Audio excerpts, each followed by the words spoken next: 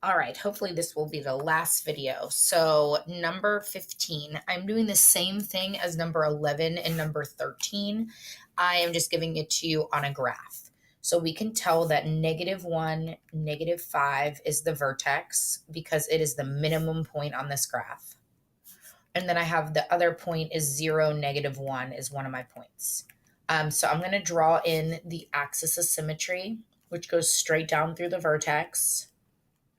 And that would be at the line x equals -1. And I know that because the x value of my vertex always matches with the x value in the axis of symmetry. So those are always the same.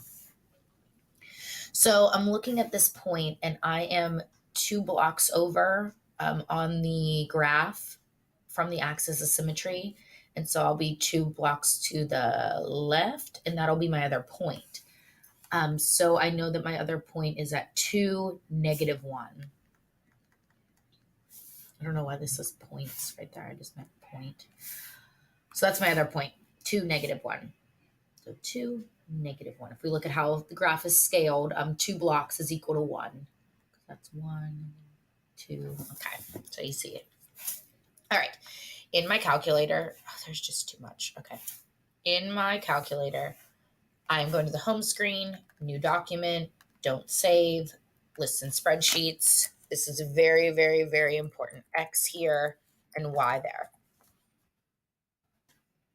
All right, so I guess I kind of need to know what my points were again.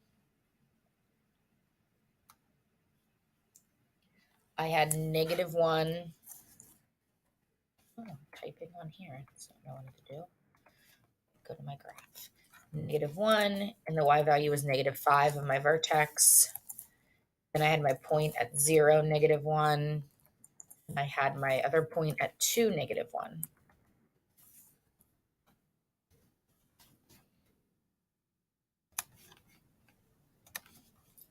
Okay. There we go.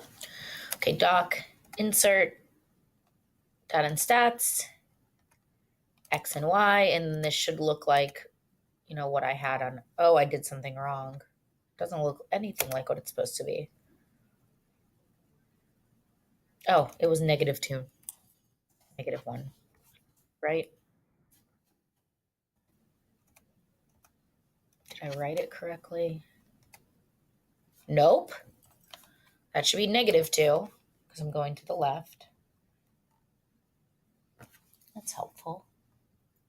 Kind of like graph is in front of it, but I know that the origin's here, 0, so that should be a -2. Super helpful. You got to look at your work. Okay, so let's go back. Reset that a little bit. There we go. That looks better. Okay, menu, analyze, regression, quadratic.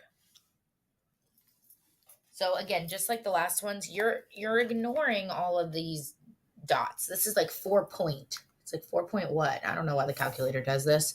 So it's 4x squared plus 8x minus 1.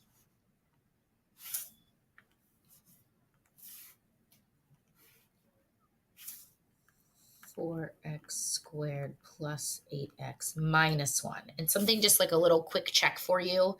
I got a -1, and then that was my y-intercept. So super helpful there. All right, last one. Kind of tricky. I only see one x-intercept. It's at 2. So working backwards, getting that equal to 0, x minus 2 is equal to 0. Because I only have one x-intercept, this just bounces and touches the x-axis. It's not like going all the way through like some of these other examples.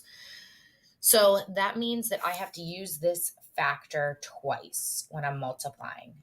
X minus 2, x minus 2. Now, this is not the kind where this middle term will cancel out. These are both -2s. So that's x squared, that's -2x. That's also -2x, and then -2 times -2 is +4. So these two like terms here do not cancel out. They do not make 0. Added together, they make -4x. And be careful there. It's not a -4. It's -2 times -2 is +4. So we can imagine if this is only 2 on my graph, that eventually it's going to cross maybe up here, and that's about 4. All right. Last section here at the bottom. Does it have a maximum or a minimum?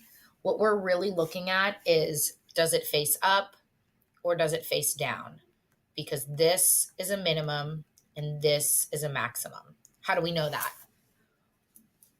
One thing we can do is graph it, but there is really an easy trick, and it's all about A. It's all about the number that's in front of the x squared.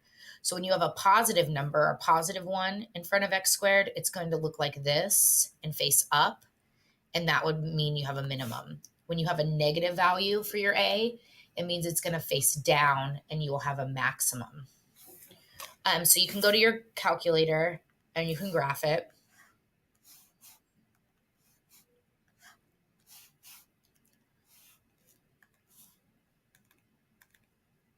I already have something there. Okay, so I'm going to graph x squared minus 4x plus 5. I can even pull up my table, Control T, and see that my vertex is right here, 2, 1. I'm just getting bigger as I go in both directions. So then that vertex of 1, 2 would definitely be a minimum.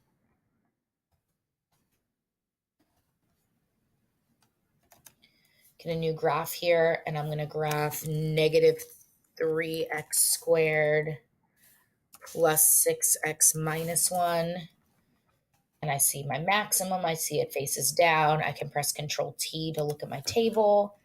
And I see +2 right here. 1, 2 is my vertex again. And that is definitely a maximum because I go negative and go more negative, more negative, more negative in both directions.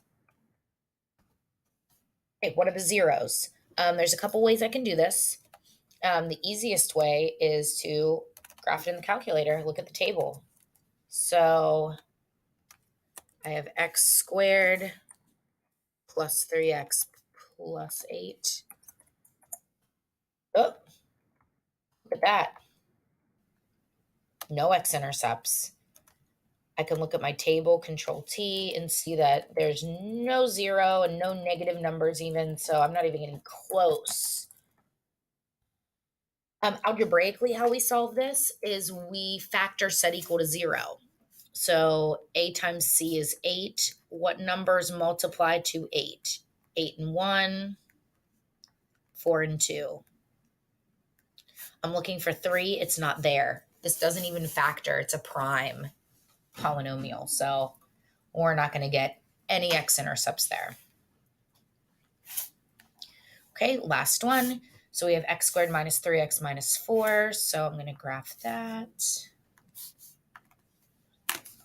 X squared minus 3x minus 4. And I can see I have 2 nice x-intercepts there looking like -1 and +4. I'm going to pull up my table. -1, there's one of them.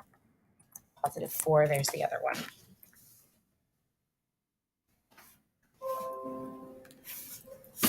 So -1, +4. So I can factor this. A times C is 4. 4 and 1. Oops. 2 and 2. My 3 is under my minus column, meaning my signs are going to be different. So I need to get -3. -3 comes from -4 plus 1. I have an x that's common here. I have a 1 that's common here. So I have x plus 1 and x minus 4. And if I set both of those equal to 0, I get my solutions of -1 and +4.